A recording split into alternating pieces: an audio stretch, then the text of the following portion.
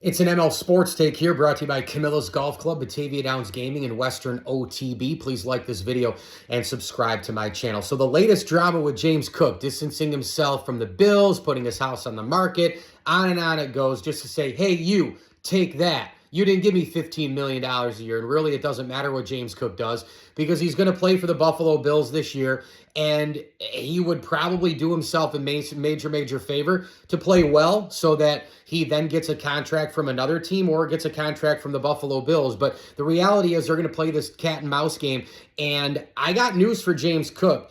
You can find running backs in the third and fourth rounds. I got news for James Cook again. There's somebody right behind him by the name of Ray Davis who's working his tail off, and he knows the situation is in his favor. If he has a great year this year and James Cook has a decent year, not quite even like last year, the Bills will move on from James Cook because they're not going to pay him $18 million a year. And I also have more news for James Cook, that it's not a great idea in today's day and age, even with social media allowing you to have your own voice and to have a big-time platform as a professional athlete.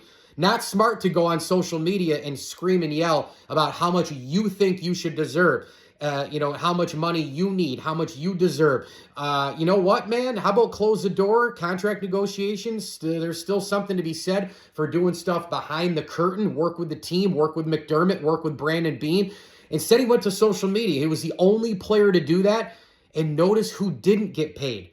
Him. Everybody else got paid.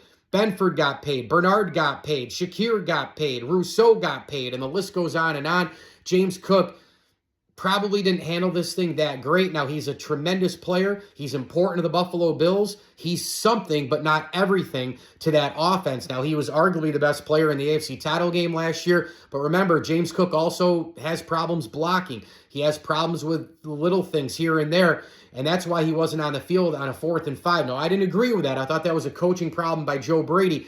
In my opinion, he needed to kind of come up with a few new things, put James Cook on the field, have a couple more wrinkles to it, even if you use him as a decoy. Oh, by the way, it would have been cool to call timeout because you know Steve Spagnuolo is going to blitz there, so he could be prepared. Instead, of course, Josh Allen went to the right, made a perfect throw, almost perfect throw, and Dalton Kincaid dropped the ball when Allen was under duress, and, well, you lose to the Chiefs because that's all you do is lose to the Chiefs. But James Cook, lessons can be learned here, professional athletes.